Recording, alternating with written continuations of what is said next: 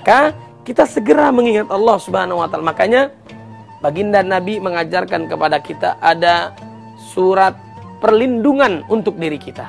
Ada surat Al-Ikhlas, Al-Mu'awwizatain, surat Al-Falaq, An-Nas. Berlindung kepada Allah Subhanahu wa taala. Qul a'udzu birabbin nas. Menjelang kita tidur baca An-Nas. Bahkan setelah salat dianjurkan juga membaca surat An-Nas, Al-Falaq, Qul, Al-Ikhlas. Kita berlindung kepada Allah Subhanahu wa taala dari apa? Qul a'udzu birabbin nas. Kita berlindung kepada Allah, Rabbnya manusia, Malikin nas, rajanya manusia, Ilahin nas, sesembahan manusia. 3 kali kita berlindung kepada Allah disebutkan di dalam ayat-ayat itu, di dalam surat An-Nas. Min syarril waswasil khannas. Dari kejahatan setan yang tidak kelihatan. Alladzi waswisu fi sudurin nas, yang membisikkan ke dalam dada manusia. Siapakah dia yang mempengaruhi kehidupan kita? Minal jinnati wan nas, dari golongan jin dan manusia. Nah, kita berlindung kepada Allah dalam diri kita. Makanya Nabi berlindung dari kekurangan diri, kesalahan diri. Makanya kita baca a'udzu billahi minasyaitonir rajim, karena manusia punya nafsu. Punya nafsu, makanya dia harus berlindung kepada Allah Subhanahu wa taala. Ada nafsu yang mengantar dia kepada nerakanya Allah Subhanahu wa taala. Nafsu yang diperturutkan. Ciri-cirinya adalah melakukan dosa. Kalau nggak melakukan dosa, dia gelisah.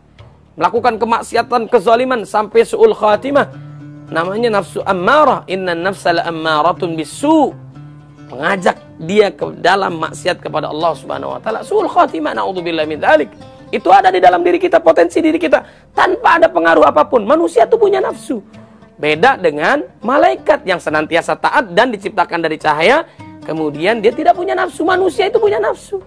Dia bisa melakukan kemaksiatan dan kezaliman karena Allah berikan potensi itu.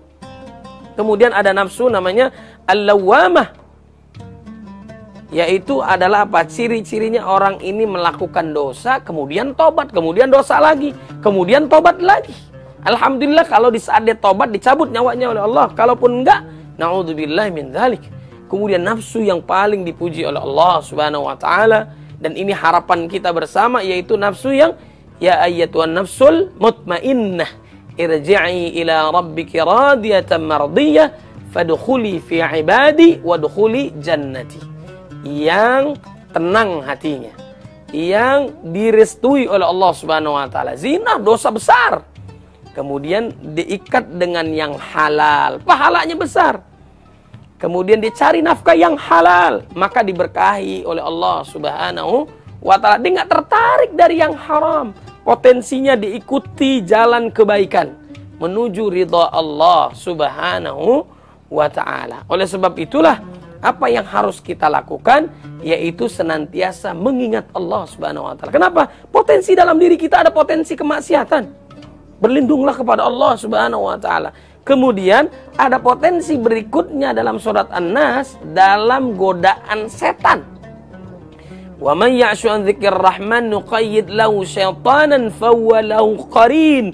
Setan menjadi temannya, pembisiknya dalam setiap aliran darahnya, kanan, kiri, depan, belakang, senantiasa mengarahkan, membisikkan kepada sesuatu yang dosa. Manusia itu lemah, makanya butuh Allah. Kemudian bukan hanya dari kalangan setan yang menggoda manusia, dari kalangan manusia yang membisikkan kita untuk melakukan dosa. Siapa sih yang ngajak kita dosa? Bisa jadi teman kita, tetangga kita, nauzubillah keluarga kita, atau siapapun dia, manusia mengarahkan kepada maksiat dan dosa. Maka carilah teman-teman yang soleh, yang tunduk taat kepada Allah Subhanahu wa taala dan mengajak kita untuk taat kepada Allah Subhanahu wa taala. Pemirsa, Assalamualaikum Nusantara TV One yang dimuliakan oleh Allah Subhanahu wa taala. Maka berlindunglah kita kepada Allah Subhanahu wa taala. Kemudian wa man a'rada an dzikri fa inna lahu ma'isyatan dhanka. Barang siapa yang berpaling dari peringatan Allah, dari mengingat Allah Subhanahu wa taala, Allah akan jadikan kehidupannya penuh dengan kesempitan, kesulitan, kegalauan. Kalau orang beriman diuji oleh Allah, dia sabar karena dia taat kepada Allah dan dia tahu itu adalah ujian dan tidak melampaui ujian yang diberikan oleh Allah Subhanahu wa taala kepada dia. La yukallifullahu nafsan illa wus'aha. Tapi saat dia melakukan kemaksiatan dan dosa, ditimpa musibah, dia akan marah.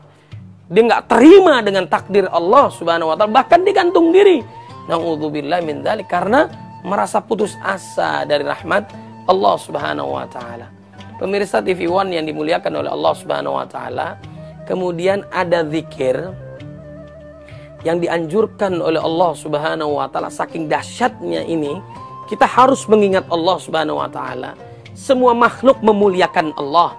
Ada dua makhluk yang tawar-menawar dalam mengingat Allah. Yang pertama adalah jin, yang kedua adalah manusia. Padahal seluruh makhluk hidup, binatang yang di langit, yang di bumi, sabbahalillahi ma fis samawati wa ma fil ard wa huwal azizul hakim. Bertasbihlah apa-apa yang ada di langit dan apa-apa yang di bumi. Semua tunduk patuh taat kepada Allah Subhanahu wa taala. Manusia dan jin saja yang pilih-pilih dalam ketaatan kepada Allah Subhanahu wa taala. Makanya kita dianjurkan untuk senantiasa mengingat Allah Subhanahu wa taala. Bahkan setelah salat, apa yang kita lakukan? Dalam keadaan suci, menghadap kiblat, setelah berdoa, berzikir dan sebagainya. Setelah salat, apa yang kita lakukan? Fa idza qadaitumus shalah fadhkurullah. Selesai salat, maka yang diperintahkan oleh Allah, diperintahkan oleh baginda Nabi Muhammad SAW adalah mengingat Allah. Mengingat Allah Subhanahu wa taala, jangan lupa lagi. Azan, panggilan Allah Subhanahu wa taala. Nanti setan akan menggoda lagi. Qomat, panggilan Allah Subhanahu wa taala. Saat sholat pun digoda oleh Allah. Setelah sholat pun digoda. Dia bukan setelah melakukan kemaksiatan dan dosa, dia melakukan amal saleh. Dalam keadaan suci, dalam keadaan beriman, dalam keadaan menghadap kiblat. Setelah sholat, dia minta ampun kepada Allah. Dia berzikir kepada Allah Subhanahu wa ta'ala. Dianjurkan subhanallah, alhamdulillah, wa la ilaha illallah, wallahu akbar 33 kali. Bahkan ditambahkan dalam surat ayat kursinya dalam surah Al-Baqarah. Kemudian lagi ditambahkan lagi dengan Al-Falaknya, An-Nasnya, Al-Ikhlasnya, dan seterusnya. Agar dia senantiasa terjaga ingatnya dia kepada Allah Subhanahu wa ta'ala.